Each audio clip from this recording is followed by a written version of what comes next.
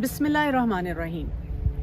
अल्लाह सुब्हानहू तआला ने सूरह अल-बकरा की आयत नंबर 204 में इरशाद फरमाया, और जो उसके दिल में है उस पर वो अल्लाह को गवाह बनाता है, वह हुआ अलदुल खिसाम, और ये शख्स सख्त झगड़ालू है। आज हम बात करेंगे बहुत से ऐसे लोगों की जो कि हमें डिफ़िकल्ट बिहेवियर देते हैं। सबसे पहली बात ये समझने की है कि हम में से हर शख्स कहीं ना कहीं एक डिफ़िकल्ट बिहेवियर दे रहा होता है, और हम ये बिहेवियर इसलिए देते हैं कि इससे हमें क्विक रिजल्ट मिलता है, लेकिन इसकी वजह से ताल्लुकात की बहुत ज़्यादा ख़राबी आती है, और इसकी वजह से हम बहुत से दूसरे लोगों का वर्स्ट बिहेवियर जो है वो अपने सामने लेकर आ जाते हैं।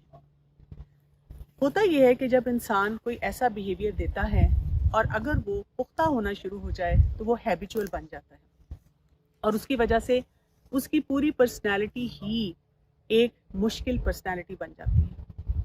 एक्सपर्ट्स ये कहते हैं कि लेस देन 10% लोग ऐसे होते हैं जो कि डिफ़िकल्ट बिहेवियर देते हैं, लेकिन उनके इस बिहेवियर की वजह से 50% स्ट्रेस बढ़ जाता है, डीमोटिवेशन बहुत ज़्यादा होती है, और ताल्लुकात का बिगाड़ भी बहुत ज़्यादा हो जाता है। सबसे पहली बात ऐसे लोगों से डील करने के लिए जो हमें टारगेट सेटिंग करना है वो ये है कि हमने उनके बिहेवियर को बदलना नहीं है, क्योंकि इस प्रोसेस में सिर्फ हम एग्जॉस्ट होंगे और वो लोग किसी सूरत भी ठीक नहीं होंगे। तो हम क्या कर सकते हैं? सबसे पहले उनके बिहेवियर को समझना है। दूसरा काम ये कि जो टॉक्सिसिटी, जहरीलापन फिज़ा में मौजूद है इस बिहेवियर की वजह से, उसको अपने अंदर नहीं ले जाना और उसको बेहतर बनाने के तरीके सीखने हैं। और तीसरा अहम काम ये है कि इन बिहेवियर्स के लिए कोपिंग स्किल्स को अपनी ज़िंदगी में शामिल करना है। आइए चलकर अब हम मुख्तलिफ डिफ़िकल्ट बिहेवियर्स को स्टडी करते हैं।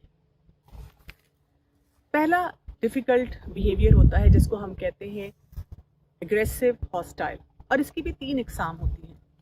पहली किस्म इसमें होती है जिनको हम कहते हैं टैंक्स। ये वो लोग होते हैं जो कि फिज़िकली बहुत ज़्यादा एग्रेसिव होते हैं। इन लोगों के साथ जब हम मामला करते हैं तो आप नोट करेंगे कि ये लोग बात करते हुए इन द मोमेंट रहकर फैसला करते हैं, यानी ये नहीं सोचते कि हमने माजी में क्या किया और उससे हमने क्या सीखा, ना ही ये मुस्तकबिल के बारे में कोई प्लानिंग करते हैं। और जैसे ये लोगों के साथ मामलात कर रहे होते हैं, ये लोगों की सेल्फ एस्टीम को पूरी तरह से मुतासिर करते हैं। बहुत से लोग टैंक्स के साथ डील करते हुए एक जो गलत रवैया रखते हैं वो है कैट फाइट करना, यानी जितना वो एग्रेसिव हैं उतना ही लड़ना झगड़ना शुरू कर देते हैं। तो ऐसे लोगों के साथ मामला कैसे किया जाए?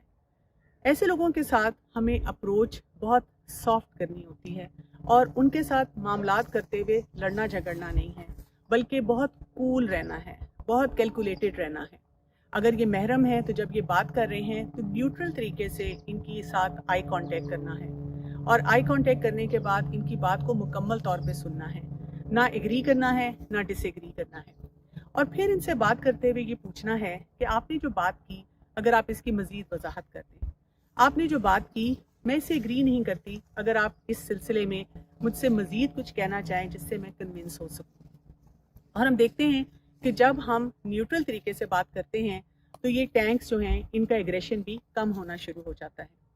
इसके साथ साथ हमें ये भी पता होना चाहिए कि अक्सर औकात टैंक्स हस्बैंड वाइफ के रिलेशनशिप में ये वाला मामला आता है, या जब हम देखते हैं कि एक बच्चा है जो कि टीनेज में है और वो अपनी बात अपने वालिदैन से मनवाना चाहता है, तब भी ऐसा मामला आता है। दूसरा हॉस्टाइल एग्रेसिव बिहेवियर है जिसको हम कहते हैं स्नाइपर्स।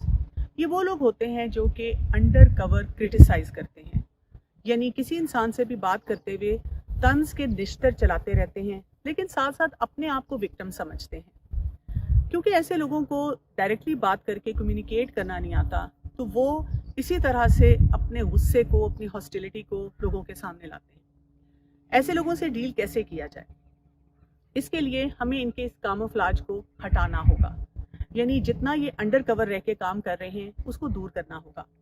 और उसका तरीका क्या है कि जब भी आपसे बात करें तंज़िया अंदाज में, तो आप ज़रूर एक धीमे तरीके से इनको देख कर कहें कि क्या आप यहाँ पर मुझसे कुछ कहना चाह रहे हैं, कोई बात मुझे कन्वे करना चाह रहे हैं? मैं चाहूँगी कि आप इसको क्लैरिटी से कहें। अक्सर उनका जवाब ऐसा होगा, आप बहुत ज़्यादा सेंसिटिव नहीं हैं, या वो ये कहेंगे कि मैंने तो मजाक किया था। हमारे पास इसका भी बहुत वाज़ेह जवाब होना चाहिए।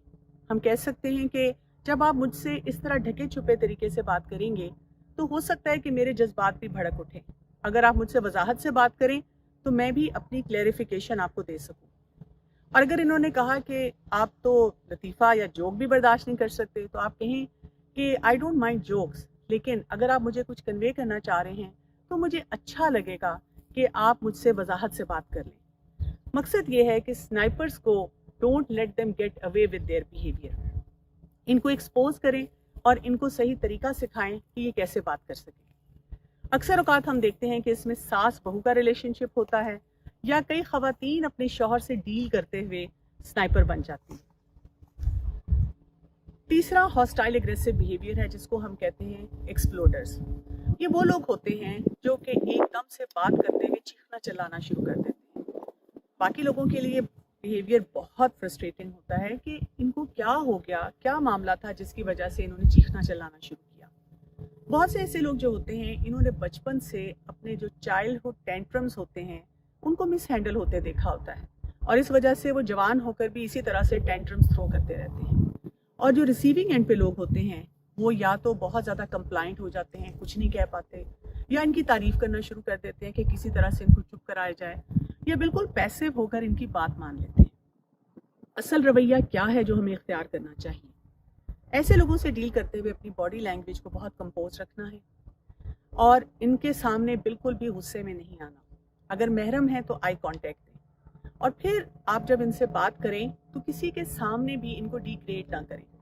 इनसे तन्हाई में अलग से बैठ के बात करें और इनको बताएं कि ये बिहेवियर बिल्कुल भी मुनासिब नहीं है और इसको दुरुस्त करने के लिए इनको किसी से हेल्प लेनी होगी।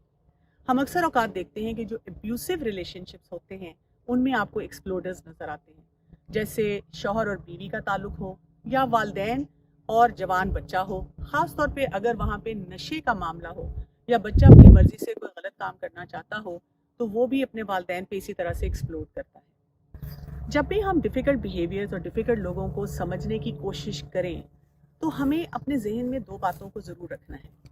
पहली बात ये सोचना है कि क्या मैं तो किसी के सामने ये डिफ़िकल्ट बिहेवियर नहीं दे रही, अगर है तो मुझे अपने आप को बेहतर बनाना है।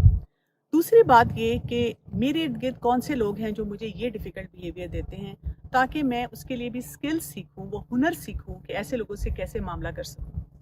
इसके साथ साथ किसी भी सिचुएशन में हमें एक बात असेस करनी होगी और वो ये है कि आखिरकार जो भी मामला है मुझे अल्लाह को जवाब देना है और जवाबदेही का जो एहसास है वो हमें ये सिखाएगा कि क्या बोलने का मेरा हक है, मेरा राइट है कि ये मैं बोलूं और उसके लिए मेरे अल्फाज का चुनाव कैसा होगा। और इसके साथ साथ मुझे ये भी याद रखना है कि दूसरा इंसान उसके क्या हकूक़ हैं ताकि मैं उनको भी किसी तरह से बुलडोज ना करती चली जाऊं। जब हम ये दोनों मामलात अपने जहन में रखेंगे और प्रायोरिटी हमारी क्या होगी कि हमने इस रिलेशनशिप को बेहतर बनाना है, तभी हम इन डिफ़िकल्ट लोगों के साथ अपने मामलात को बेहतर बना सकेंगे। अस्सलामु अलैकुम वरहमतुल्लाहि वबरकातुहू।